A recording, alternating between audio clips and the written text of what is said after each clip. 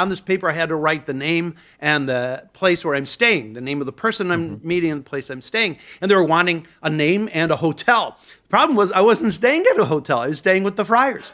And I didn't know the address of the friars. Oh, no. And I didn't know the Vietnamese name of the provincial who was meeting me. Other than that, gosh. I'm gold. You got nothing. So figured. So you show to a country we have no diplomatic relations to, with a visa that may or may not be dubious, with no name, no hotel. Not sure if bribes go well in that country. Oh, I wasn't going to try that. Oh, my God. Yeah.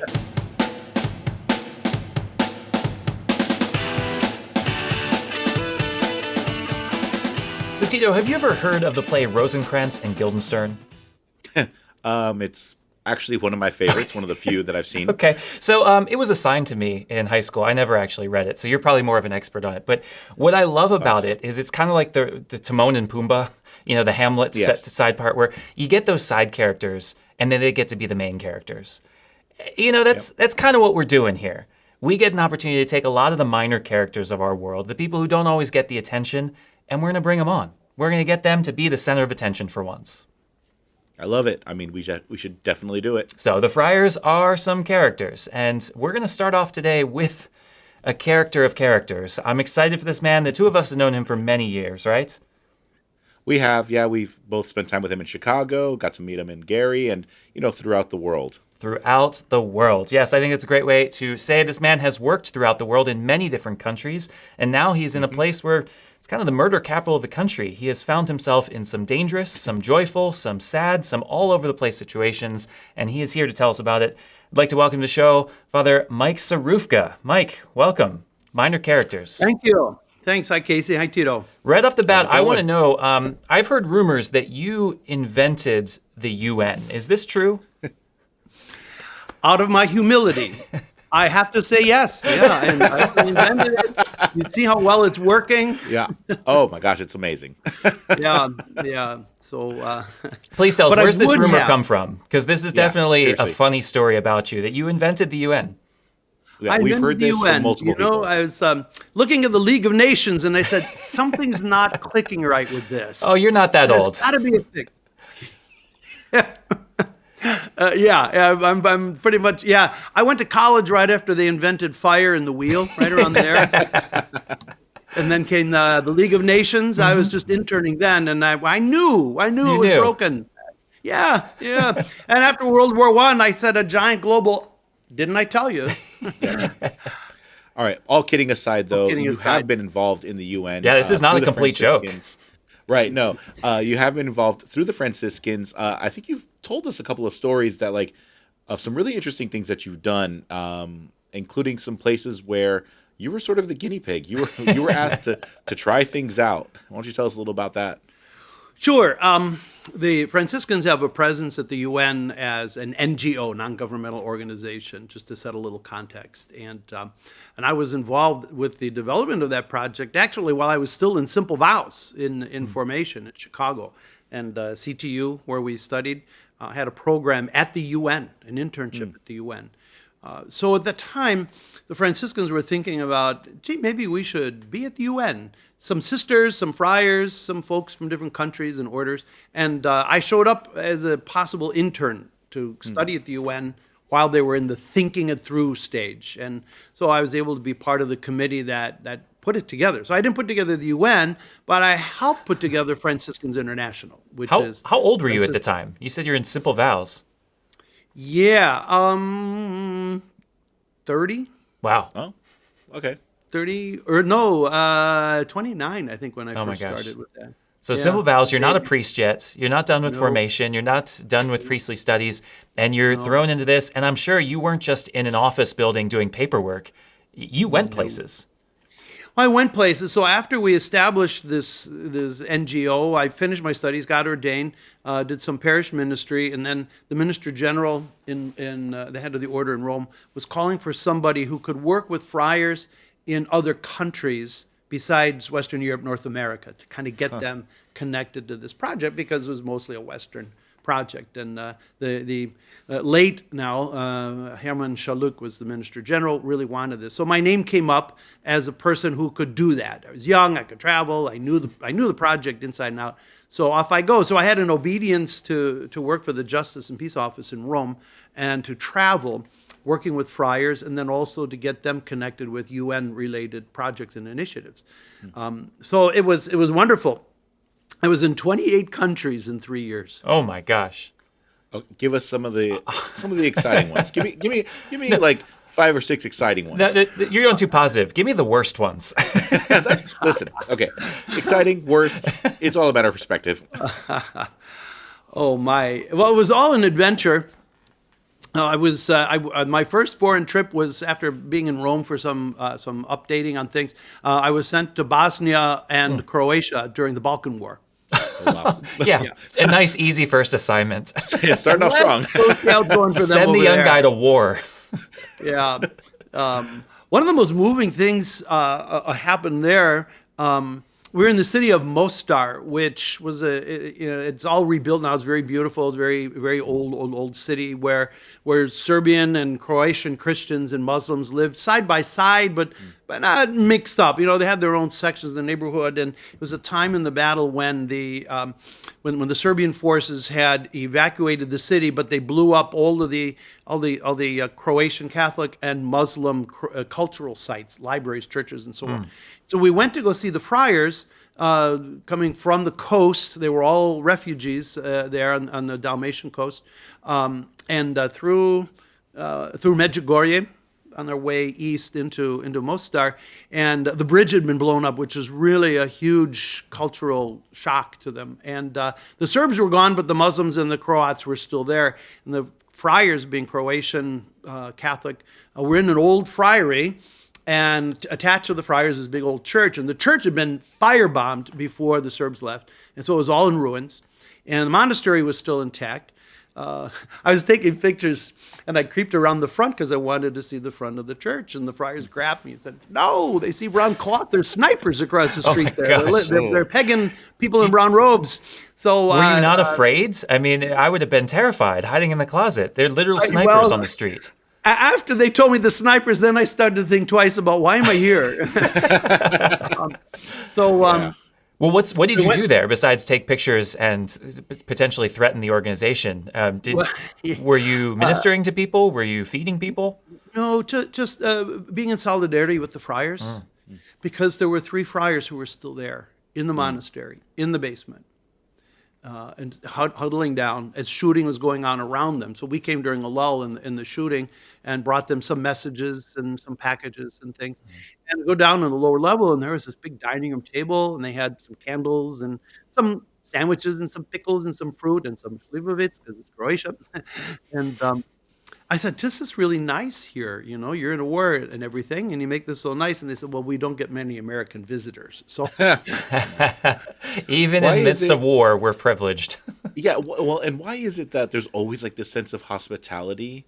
I think it's in many cultures throughout the world, but it's something that the friars have really held on to. Yes. Where, even in the midst of war, we have a guest, we want to like put something nice out for them. I think it's incredible. Right.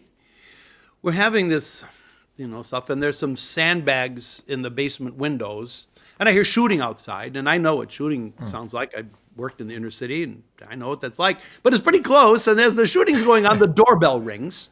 I thought, oh, nice, they pass. They announce Nobody's themselves home before they assassinate you. And they go, and there was who comes in, but a young man, maybe 17, 18 years old, whom they knew. He had military kind of fatigues on, and he was the son of their maintenance man. Oh. And he knew the friars since growing up. And there was shooting going on, but he wanted to come for a blessing and a sip of coffee. They made him check his weapon at the door. He couldn't even bring it in. We had some coffee, prayed over him, and sent him out. My gosh. Wow. Yeah. Is that anything like your childhood? I mean, can you just imagine? I think about that when you think about like Syria or Gaza or Ukraine, or I think people go through these things where it's just normal. Many countries in Africa. Can you imagine being a child in that, being a teenager? What does that do to someone?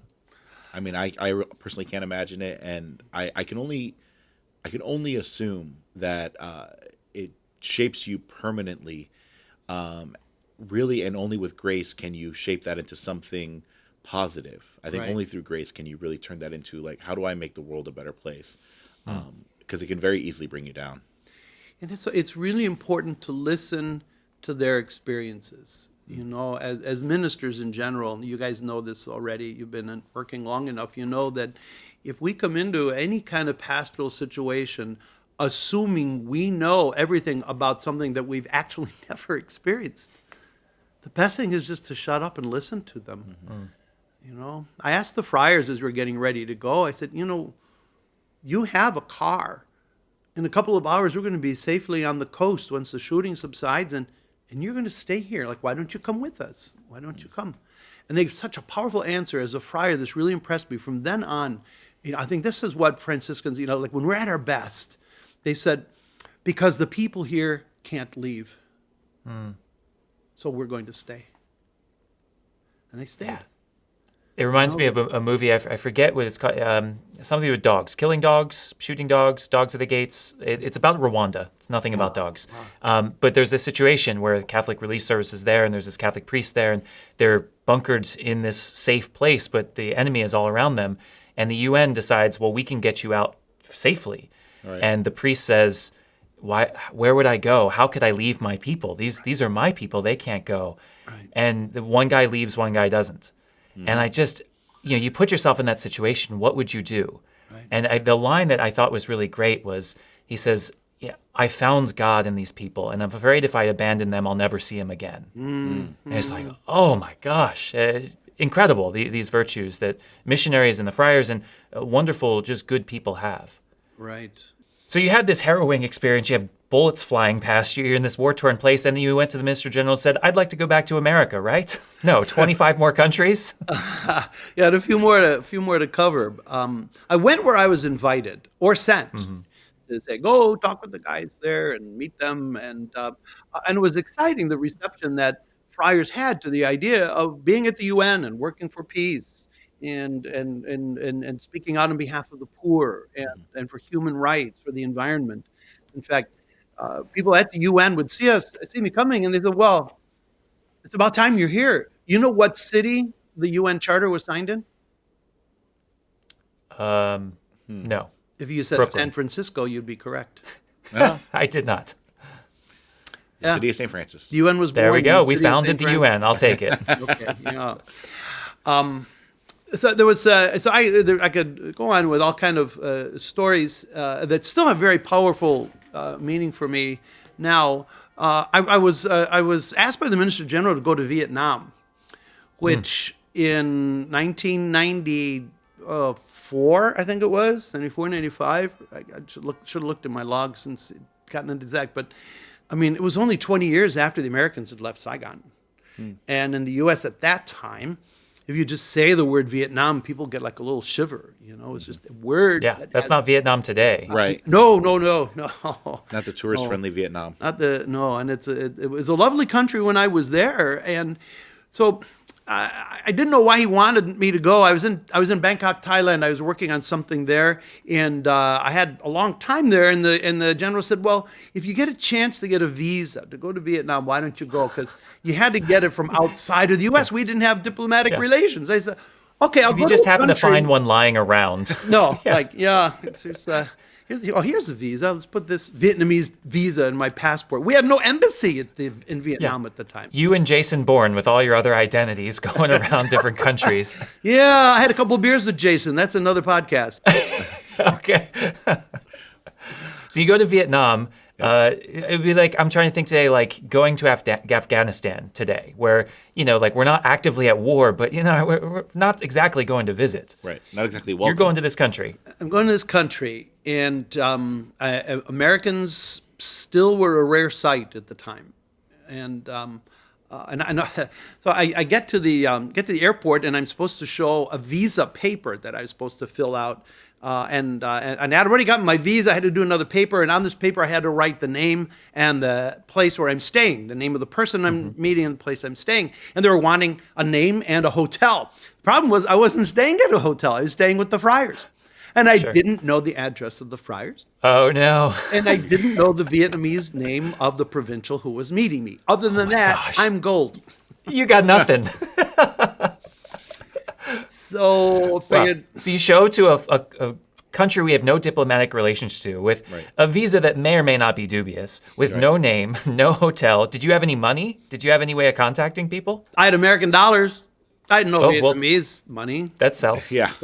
So dollars worked just about everywhere. All right. Yeah. I wasn't sure about the security desk in Ho Chi Minh City in 1995, though. Yeah. Not sure if bribes go well in that Oh, I country. wasn't going to try that. Oh, my God. Although yeah. certain situations I might not have been beyond it, but not there, Yeah. So anyway, he's going back and forth, and I need a hotel, letting other people through, pull me back in. Okay, where's your hotel?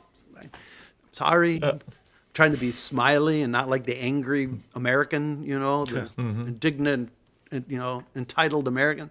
Because if there's any place you're not entitled, it was there then. Yeah. Immigration. No, you never have sass with an immigration agent. Yeah. So 100%. in the end, he said, I said, I had friends out there, and he said, he told me, go ahead and go. And he said, I'll hold your passport. Go, meet your friend. Talk about feeling like naked and vulnerable. No, yeah, no, let's- I'm never going to let that go. Let's recap. Foreign country. Yeah, Don't foreign speak the country, language. no embassy, No passport, no no embassy. passport. I go to the baggage, and he wants to give me baggage and see my passport. I don't have it. Why don't you have a passport? The guards got it. They all laughed at me. They said, well, we'll hold on to your bag. You just go. Oh, my So gosh. I'm going down this hallway. No passport, no baggage, just me. And I thought, if those friars gave up on me because I was delayed coming out of the chute, Oh my gosh. that would. Yeah, what would you do? What would you do if you got out there and there was no one waiting for you? I guess maybe they'd send you back. I'd go I'd come back like this. Don't shoot me. So it reminds me, so one of a guy in a class ahead of us during one of their years of formation went to Canada. They were doing a day trip from Buffalo up to Canada, Oh, and they went to see gosh. Niagara Falls. And he was known for making jokes when he wasn't supposed to make jokes. And so his classmates said, do not pull anything. Just when we get to the border, just be quiet. He says, okay. So they get to the border, they ask questions, say, do you have anything in the trunk? And without thinking, he says, oh, besides all the drugs, no. And the gate agent said, get out of the car. They searched the whole car. They would not let him into the country. And everyone was so angry at him, they said, we're leaving you at the border. We're going to have our fun, and we'll pick you up in a couple hours. You did this to yourself. Yeah, he earned it. He earned that. You don't mess around with gate agents. No, no. Gosh. And Canada's so polite. I mean, come on. Why would you mess with Canada? Gosh. The brothers. Yeah. The What brothers. characters? Oh, the brothers. Oh, the brothers. So you got away without doing that. So Yeah. no drugs in your bags. I had no Good job. drugs. No, I just had just me and myself. So I went to stay and spent maybe I think 6 days or a week with the friars there in Ho Chi Minh City and nearby. It was very powerful. What was it like? I mean, I'm sure you saw all the media and you saw, the propaganda or whatever. Did it match your expectation? It was much cleaner, much more beautiful, much more calm, much more peaceful, much more organized. I graduated high school in 1976. The war, we pulled out in 75. So the draft was something that was, floating out there when I was young. I knew Gosh. neighborhood guys that came back in body bags, so, and I watched it on the news. So these visions of, the air base. In fact, the jet fighter concrete bunker hangars that were at Thompson Nut Air Base during the war that I remembered seeing on the news were still there as we're landing. Man. Wow. That'll send a shiver down your spine. Yeah. Seriously. So, Just- geez, I'm really, we're really here. But the friars were so gentle and so committed to each other and to the people. The government, once the event, as they call it in 1975, they don't call it the fall of Saigon or the liberation of Saigon. They just call it the event. It's just the thing that the event. the event. That's almost Southern of them. Yeah. What an understated way to put it. Yeah. Yeah. Yeah, it's like, the Troubles in Ireland or something. Right. Something. Yeah, it was not a nice time. So all the friars decided to stay in Vietnam. They were all Vietnamese friars. The French had established an autonomous province. It had moved on some years before. And they all stayed. And the ones that were living in large monasteries were not allowed to stay in the big friaries. They had to go and work in rice paddies and sell produce on the open street, and those kind of like those little carts, that they call haul people around it. They had to do that.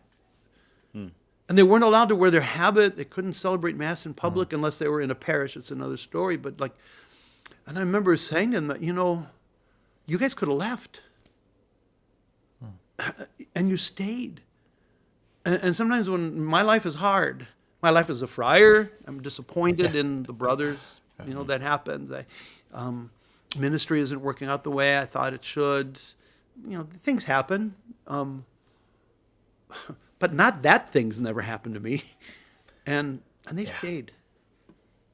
Talk about fidelity. I mean, we talk about God's fidelity to us, his hesed, as we all learned from our Old Testament theology. He's committed to us in his love for us. And man, when people exhibit that to us outside of God, it's so heroic because we expect it from God to some extent. But when people stay and they put their lives at risk, it's truly amazing. Yeah. I mean, I get upset when the coffee's scorched, so these guys have actual problems. We know that you're weak, Tito. It's okay. I know. Listen, I'm very serious about my coffee, okay? But it's true. I mean, you think about the things that we fight about, the things we get upset about. You go to these countries, Mike, and you have a different perspective. I mean, can you imagine? So we don't have time to go through all 26, 28 countries, but you shared two pretty incredible stories. How has that affected the rest of your life?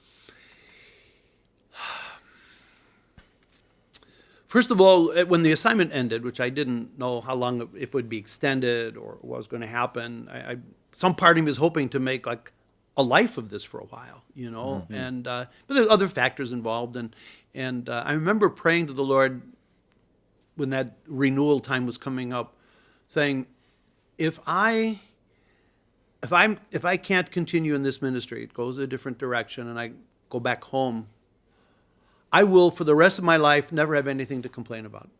That no matter what happens with me, I will have lived a fuller, broader, deeper, more amazing life than just about anybody I know. And I said with really with humility, not in pride. Like this you don't script out.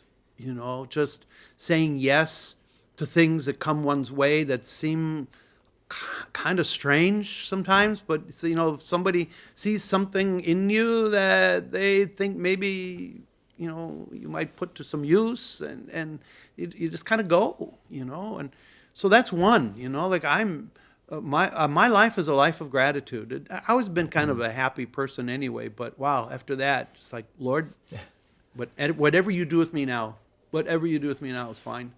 So that gave me real freedom, Have you kept in touch with any of the guys that you got to meet there? No, that one of my regrets is there were so many friars every place I went, and and this is before email and internet. That's and true. All the rest of that, and so I just I kept track of who I needed to follow up with for a meeting or something. But other than that, I just move on. I'd be gone for 3 months at a time and go literally around the world in different climates and continents and so on. I come back home, I just wanted an American hamburger and some beer and a nap. Well, and I hate to keep driving this home. It's our first episode, so it's all new to us. But this is the Minor Characters podcast. But it's amazing to me hearing your story, how many times you were just here, there, everywhere, just for a few moments. You were not a main character. You weren't doing anything out of the extraordinary, getting you the history books. But you were having this kind of maybe small dose of effect on hundreds, thousands of people. And you wonder about our lives sometimes where we do that, where we're just the parish priest. We're just the guy that's there for that moment. But for someone's wedding, we're not the most important person there. For the baptism, we're not the most important person there. But it seems to be our life that we have a say in something, but then we're itinerant and we move on. Right. Yeah, we're in a What's your take on that for our life? Yeah. Is that difficult for you? Sometimes it is. To be honest, when that assignment was not renewed, I felt some attachment, some ownership. Like, wow, can't I continue to build on the things that I started? Can I have some more time to build this up? But that was not to sound pious, because as you know me, I'm not a generally pious person. But Francis said, I've done what was mine to do. May the Lord show you yours. And so I did what I was asked to do when I was asked to do it. And I believe I did a good job at it and had some effect that I can point to even now. And so now it wasn't mine to start with. And it's not mine now. But for a while, that thing at that time was mine to do. It's beautiful, that detachment that I think we should have as Franciscans. That's we serve where we're called to serve, but then it's not ultimately ours. The people aren't ours, the ministry isn't ours, the position isn't ours. We move to the next place. Right. It's really hard though, because we put a lot of energy, a lot of time into these things, and I understand the temptation to want to say, no, this is mine. But you're right. That's not really our call. We're meant to be the sidekick, the supporting role, the supporting character. Right. We lift up other people and we let things go. Right. And we've probably all known people who held on to things too long. Yeah. I'm guilty of it. Yep. So, Mike, you go to Bosnia during a war. You go to Vietnam post-war. You probably felt threatened in some ways throughout this 3-year period that you're in these dangerous situations. And yet, it seems, from what I understand about you, that the closest you ever actually came to death was in Cleveland, Ohio. Is this true? Yeah. Yeah. Tell us about this. I mean, I think it's one of the craziest stories. You were almost murdered. Yeah. I mean, just to hear you say that way, I'm thinking, yeah, I guess I was. Not almost murdered in the sense like a bullet went past my head and I ducked. Sure. Faint, Right. but Still. It's better for YouTube if we were a little more bombastic. So yeah. All right. we're roping people in. But there was a friar who I loved, one of my mentors, former provincial pastor that I worked for in Cleveland, doing really, really exciting, creative, fun, innovative stuff in a working class neighborhood in Cleveland. And we had a formation student with us. He was preparing for Solemn Vows, doing his internship year, stip year, whatever we called it, that year that you're living with friars before you present for Solemn Vows, and he was having a rough go of it, and needed to move out of Cleveland, and perhaps eventually out of the order. I don't want to go down the path of what was not working, but just trust me, it was Sure. Like fabulously not working. Yeah. And finally, the directors in the process all agreed, and after the exit interview, I left for a meeting of guardians. It's, for your viewers, is the ones who are like superiors of a local house. I was a guardian of him and Father Willie too, and went to a meeting. And we got after the end of the meeting, somebody called and said, "Is there a Father Mike in the cafeteria?" And of course, all the friars, being permanent adolescents, said, "Oh, what'd you do?" Principal. Yeah, you're being called on the phone. So I go there, and a good friend of mine is on the phone, and she says, "You've got to call Cleveland. The rectory's on fire, and they can't find Father Willie." Oh my gosh. That's not a call you ever want to get. No. So I just go into the dining room and just announce that, "Get me on a plane to Cleveland right now. Rector's on fire, can't find Willie. I got to get back." So, there's a very, very long version of the story, but he got back, and as it turns out, they found his body in the burnt building that was extinguished, and everybody's wondering, how did this happen? How do you die in the middle of a Saturday afternoon by fire in your office? It just seemed strange. And, through the night, just really thinking, oh my gosh, I have nothing. Like I had a little satchel with me when I came to the meeting. I didn't even have my own habit. Like St. Francis, I had to beg for a habit to wear, coming to the church on that Saturday night. And all night thinking, I have nothing. Like my room was above Father Willie's office where the fire was. So I've got nothing. I kept saying, I have nothing. I have nothing. My life has changed. Willie's gone. My ministry has changed. Everybody I love is sad, broken, crying. I got nothing. And and we didn't know how he had died just yet. He's dead. In the morning, I go to the church to open up, and people were coming in to pray. And the first woman in, I wish I could remember her name. I really believe in angels, not out of theological conviction, but just out of experience. Sometimes you get a message from somebody, you don't remember who it was, and then there it was. And she said, "Father, how are you doing?" And I said, "Well," he said, "We're all concerned about you," she says. And I said, "Well, told her what I was thinking all night. I have nothing. I just got nothing. And she said 3 words that changed my whole life. Like, there's BC and AD on the calendar, like these 3 words. This woman alone in the church, these 3 words, she said, "You have us." Mm. And that's when I realized, yeah, I got the people of God here. I've got friars. I've got the church. I got my family. I got my faith in Jesus Christ. I have the Lord himself. I have everything I need. And Yeah. Casey and Tito, I'm telling you this. I'd made my vows many years before and been faithful. That was when I became a Franciscan. That's when It's amazing. I mean, that's the right thing to say, right? That's what you're supposed to say. Right. But it's so much easier to say the opposite. It's so much easier to stay in the I have nothing, to focus on those things. But it's true, you had everything you needed. And it's when you have everything taken away from you and you're in the midst of a tragedy. I mean, literally, one of your brothers was dead. It's in those moments you realize what really matters and what the foundation you're resting on is. Yeah, that's, circle back to the Bosnia story. We have each other. Yeah. That's what we got. Later in that day, we found out through some questioning that former brother Dan Montgomery had confessed. He shot Father Willard in his office Oh, as my he was gosh. preparing for Mass and torched the rectory to hide his tracks. He distributed communion at the Masses that weekend. Oh my gosh.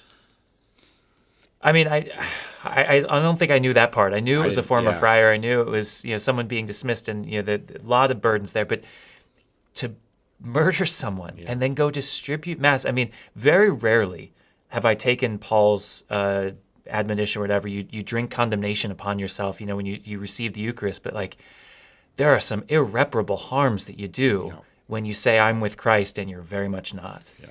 I've got some. And this is the kind of event that I had heard whispers about, but to hear it from you, share it with us fully, and thanks for your willingness to do that. Yeah, it's a lot of things that I didn't really want to think about, including, he shared communion afterwards. To be in communion, it's not just about being in communion with God, but with each other, and very much not with each other in that regard. Let me tell you 2 Eucharistic stories related to that. Again, I'm not a pious person, but things happen that you just don't always understand, right? One of the parishioners who was very close to the friars and very active in the community said at that Mass on that Sunday, before we knew Willie had been murdered at all, it was still the morning, the autopsy report hadn't come out, we knew nothing about Dan at the time. And this parishioner went to receive communion in Dan's communion line because he felt bad for him, because Dan was the only one who was there when all this happened. And he said this, he said, Father, he'd usually receive communion on his tongue, right? He said, Father, when Brother Dan put that host on my tongue, it felt like a hot coal. Oh my gosh. He said, I wanted to spit it out, but of course I didn't because I'm Catholic. The day before he was killed, Father Willie was distributing communion to the homebound on the first Friday. And some weeks after the fire, I took our youth group through the rectory. They wanted to see it, and I thought, with companionship, they can see the burnt place. They needed to, get in touch with that because they always met there in the rectory. And I said, if you go into Father Willie's office and see something you like to keep as a memento or keepsake or something, show it to me, and I'll let you keep it. And this kid comes up and he has a small round metal canister. It's all scorched. It's all black. Everything's black, right? And there's something rattling around. He said, Father, what is this?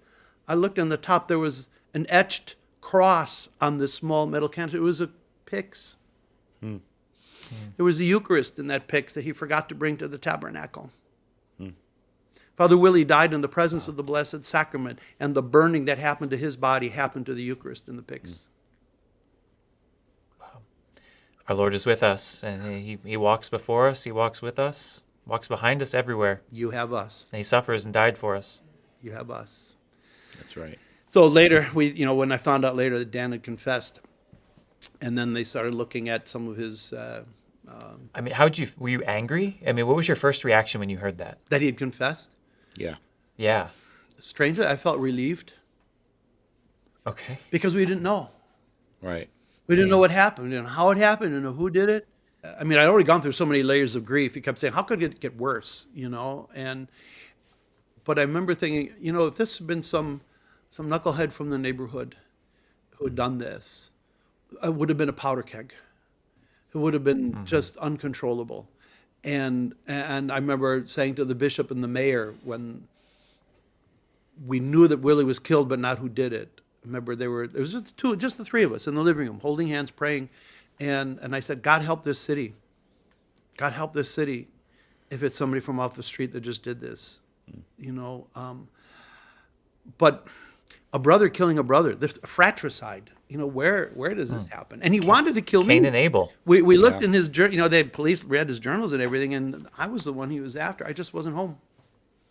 Yeah, so that was kind of my implied question. You were almost murdered. I mean, it's not that the bullet went by you, but he had enough malice to want to kill you and then killed someone else. His rage built up and he couldn't hold it anymore.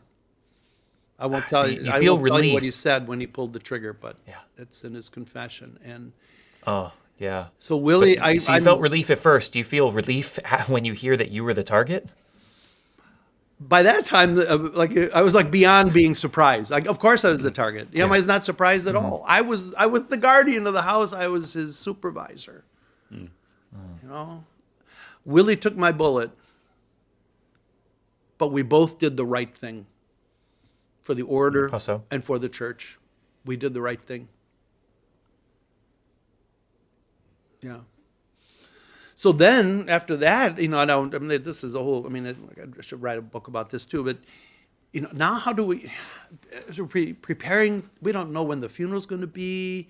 We don't know when we're going to get the body back. We're all over the news. It was just surreal. It's like, what is it? There's a psychological description or something. And it's sort of like you're looking at yourself from outside yourself.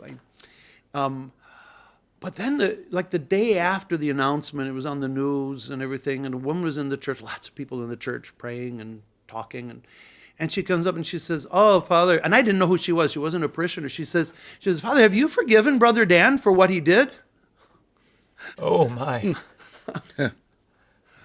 I said, "No." It's a bold question. No. It's a Yeah. bold question. The day after, you're saying? The day after it was announced that it was him. Yeah.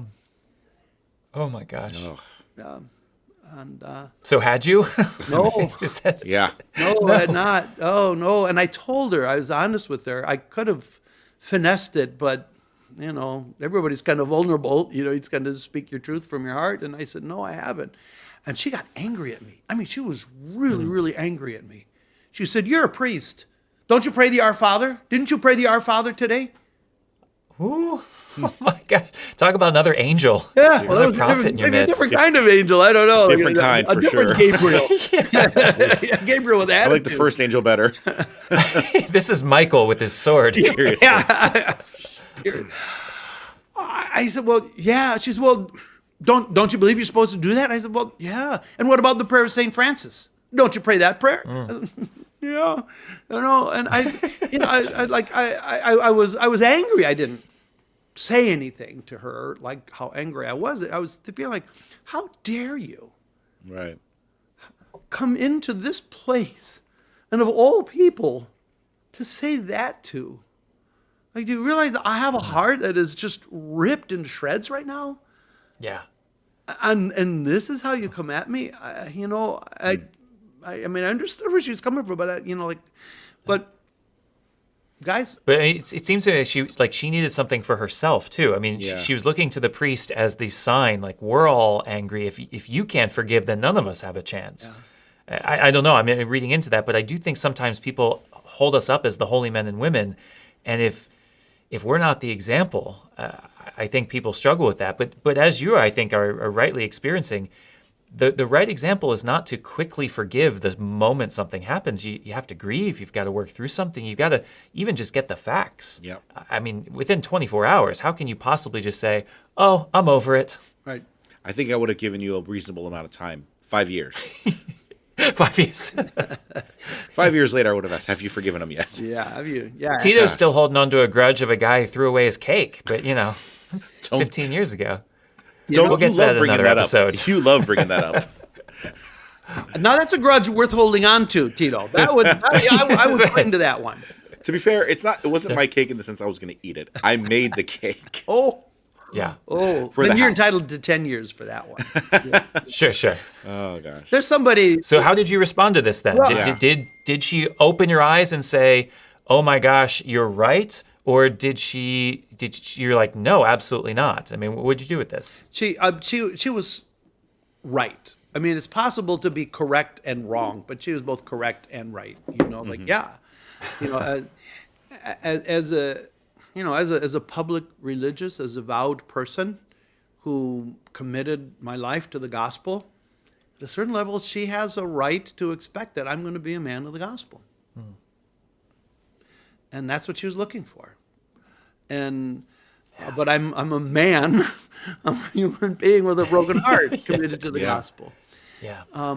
But what I realized not long after that, that if I'm not there yet, I need to try to get there. I need to want to get there. I need to ask God to help me get there. I acknowledge I'm not there, but I know I need to get there. I don't know how to get there. I don't know what it's going to look like. I don't know what the path is like, but I know that I got to get there, and I know I can't do it on myself. I can't, and there was a guy in the parish who said once, he said, "I will never forgive that man for what he did to Father Willie and to us." And he died an angry, hurt man. You can only hope, deathbed confession or something deep within. But there's something you said that, I'm not there yet, but I want to be. And even just that desire, what is that? Is it the Thomas Merton prayer?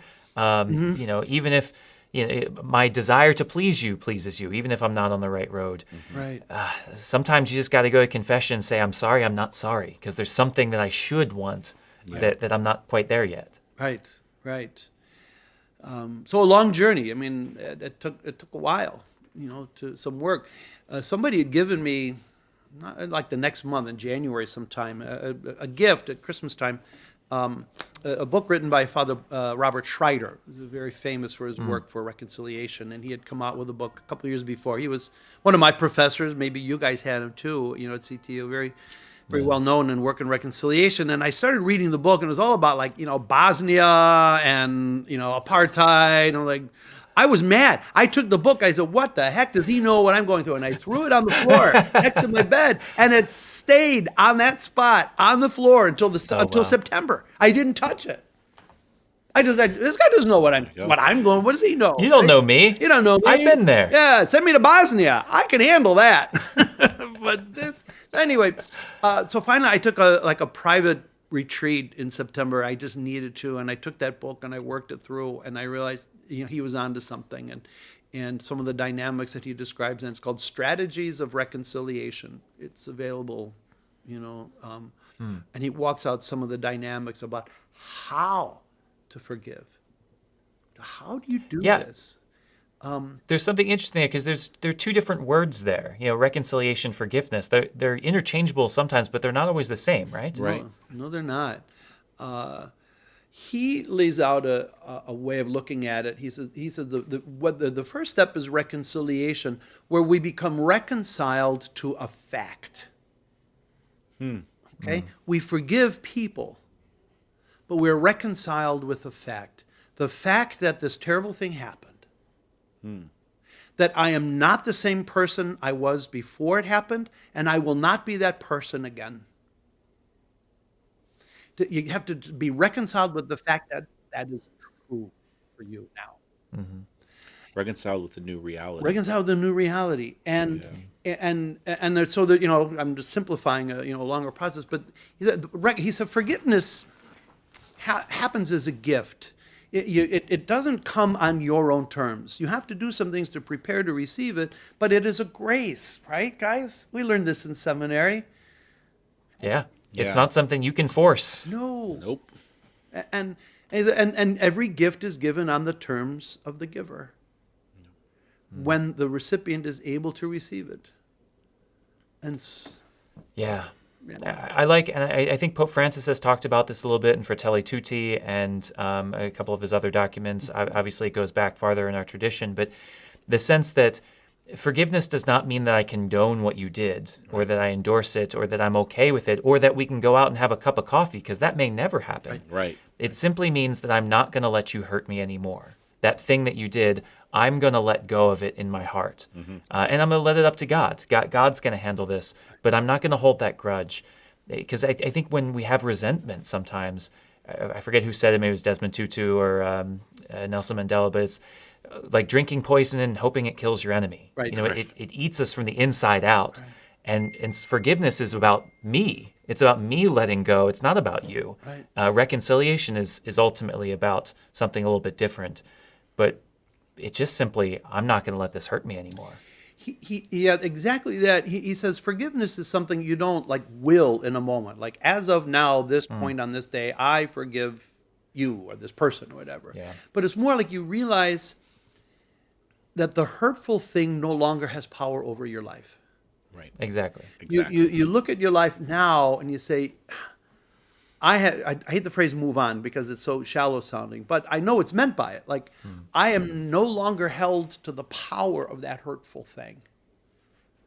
It doesn't mean forgive and forget. Yeah. He uses the phrase, you remember it in a new way. So that it doesn't have power over Yeah, you. you can't unsee certain things. And why would you want to? I mean, there's a grace to that. There's something you've learned from that. You would probably not want to experience it again. But I remember Stephen Colbert saying in an interview one time that he's come to learn to love the thing that he most wished hadn't happened. Right. And that you see everything as a moment of encountering God and as a grace, even those sorrowful moments. Even that. It's like Francis' Testament, what seemed bitter to me had become sweetness, It's those things that we struggle with for different reasons. We can allow them to have power over us, or we can choose to let go. Yeah. I think it's just a different understanding of our vow of poverty. And as you've been talking, I've realized our vows in so many ways are just opportunities for us to practice the things that we're going to have to do eventually. Eventually, we have to let things go. Practicing our vow of poverty just gets us ready for that. Right. And unfortunately, yours came in a huge and traumatic way. But there were so many things you had to let go of in a brief instant. I had nothing. Yeah. Just I have nothing. That nothing thing became real clear the following Easter Triduum. Let me tell you. Celebrate the Triduum next to a burned out rectory. Oh, gosh. After that. And so the question came, well, what does God do?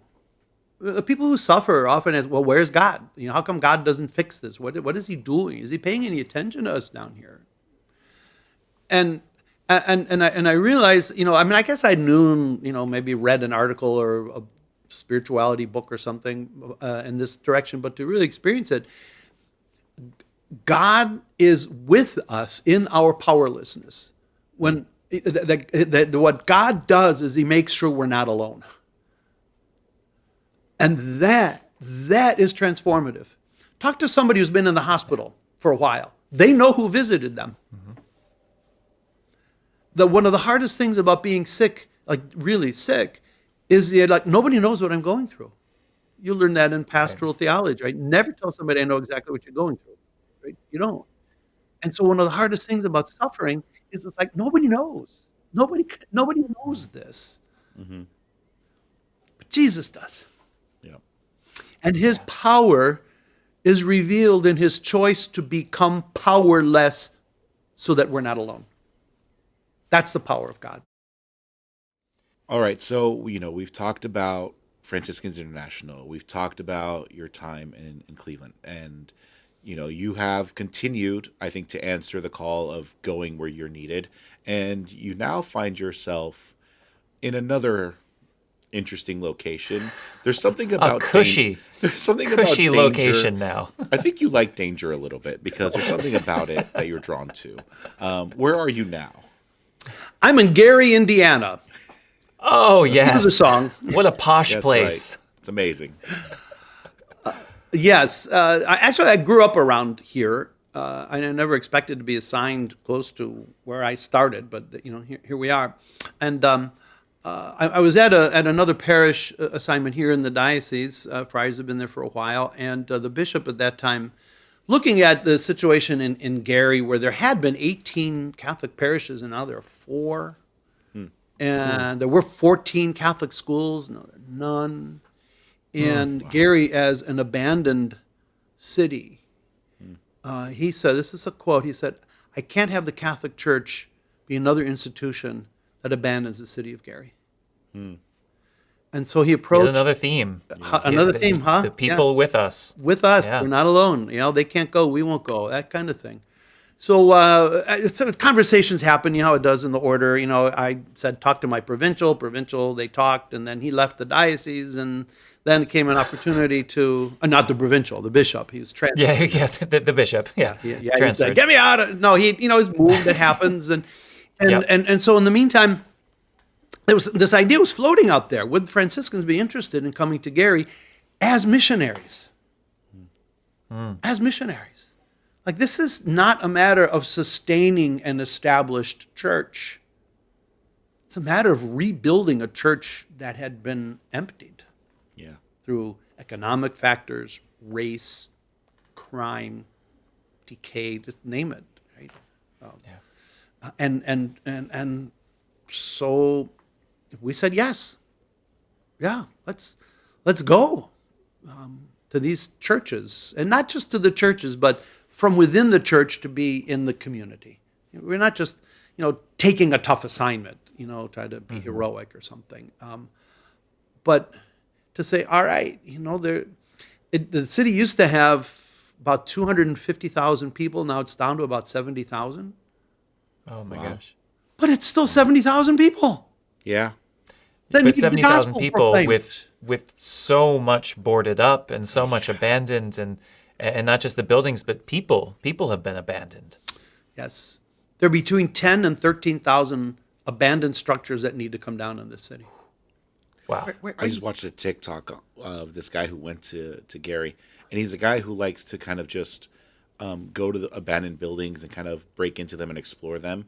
And I mean, he had a field day in Gary. Yeah. So many of the buildings, the schools, gymnasiums, so many different structures just completely abandoned. Yeah. And Tito, I'm glad you brought that up, because I see those TikToks and YouTube videos too, and it gets me really mad. Yeah. Because he's telling the truth, but he's not telling the whole truth.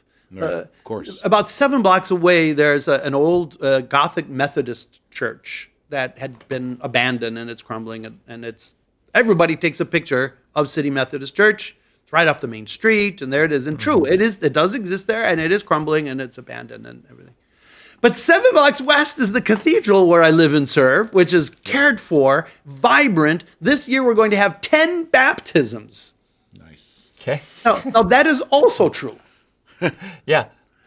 But people Yeah, are I mean, I think that's the story. thing. With any of these news stories, and you could look at any of the national or international ones, you can look at, Chicago a couple years. Tito and I lived in Chicago, and it was then people were saying the murder capital of the country and how dangerous and all this, that. Right. It was like 2 neighborhoods. And for those 2 neighborhoods, it was absolutely true.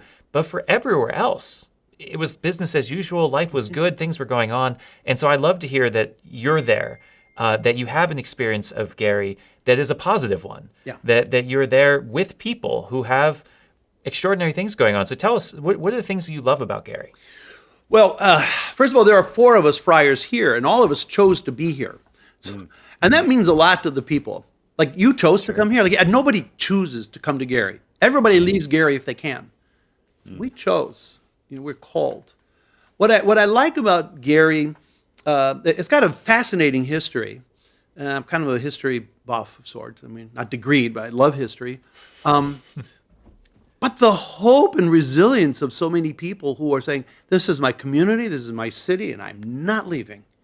Or meet people who say, I can afford to live anywhere I want, and I'm choosing to live here. Wow. Yeah.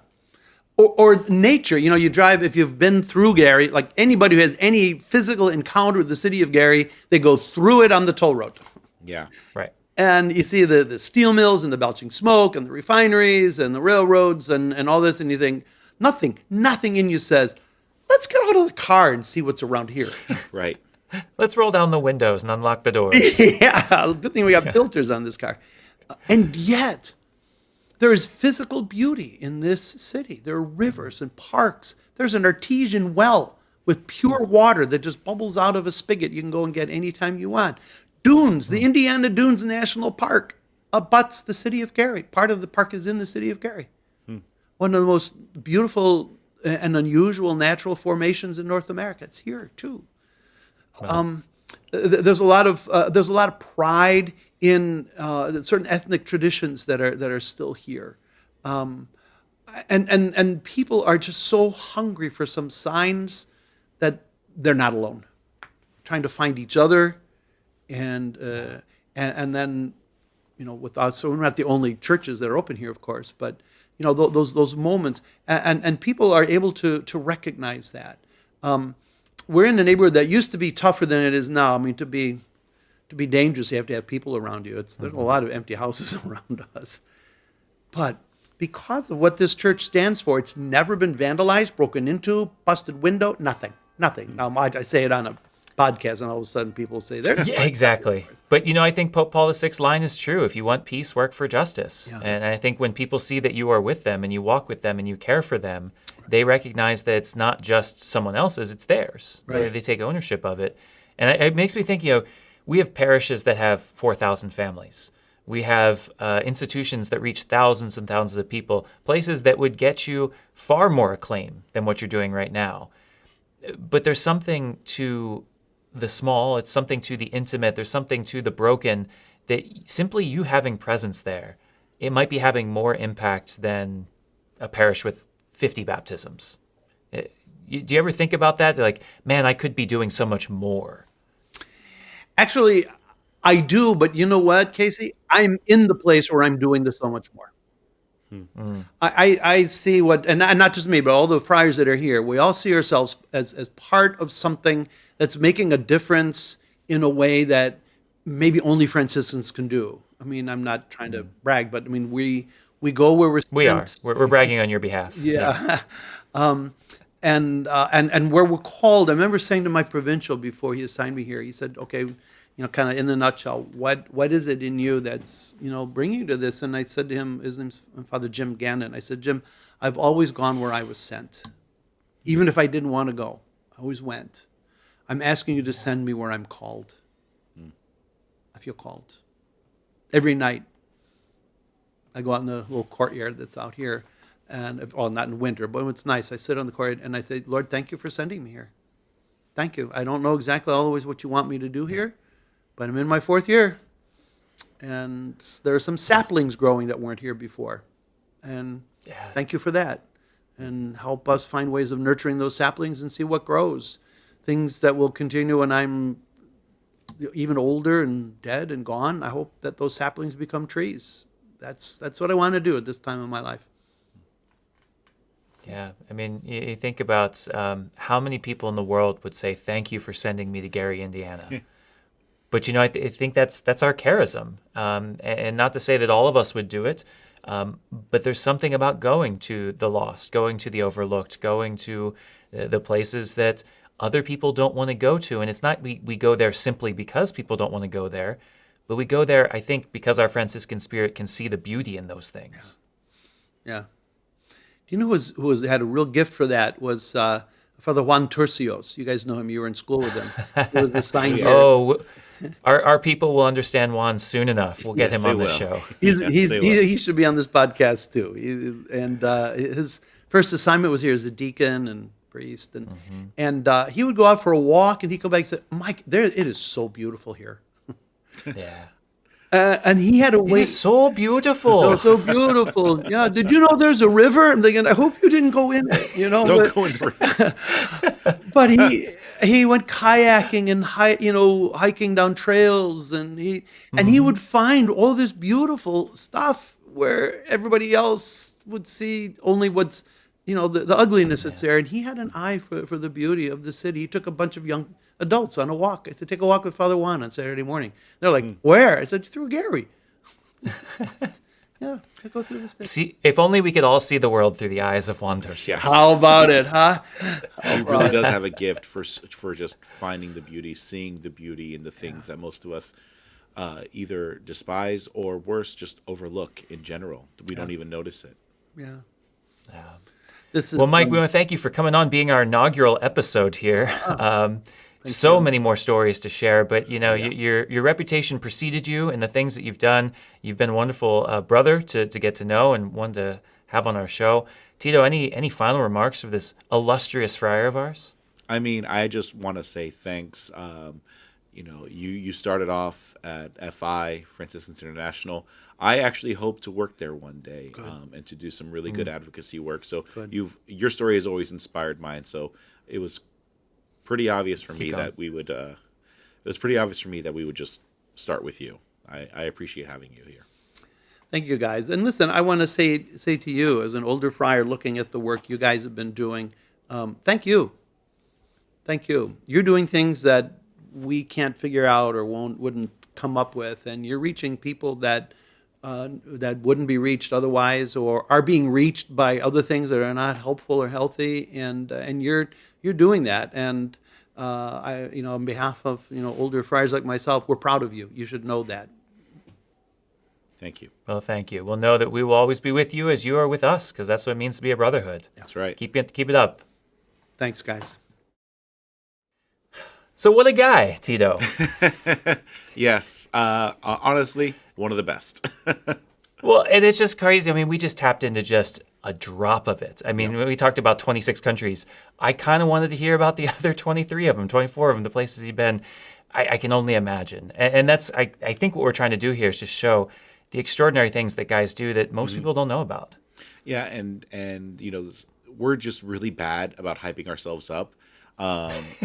He said at one point, I don't want to brag. I'm like, well, that's that's what we're doing here. We're bragging for him. That's what we're doing. That's because we have to be better about that. Celebrating each other, celebrating the work that we do, and sharing it with the world. Because I think in our time where there's there's fewer of us now, so it's really hard for people to see, to know, God through us. I think that's such an important thing that we bring. And this is a way for us to share that. Well, and I think there's something to bragging, and then there's something to simply being a witness and being an inspiration. And hopefully in our conversation here and people looking at Mike here on this show, but then also just in his life, people will say, well, I want to be more like that. I want to live with less fear. I want to go to places where I'm called. I want to stand with people who have no one to stand with them. Yep. Yeah, that's not bragging to live the gospel. I think that's simply saying, look what God has done for me, and I'm so overjoyed to be able to do it for other people. Yeah, it's a rare blessing that we get to live the way we get to live. The support that we have allows us to be vulnerable in a different kind of way, and I just love the fact that we get to share that with people. Yeah. So those at home watching, listening, thank you so much for joining us for our first episode. We're so excited for this series. We have maybe 750 friars in our province. It's going to take us a couple years to get through all of those. We got new guys coming in all the time, but we just have so many stories to share. I hope that you will like and subscribe. I hope that you will share this with friends. This is just the first episode. There are so many more things that we want to share with you. We hope that it's inspiring. Leave a comment. Tell us what you want to talk about, what you want to hear. We'll do our best to get it out there. Peace.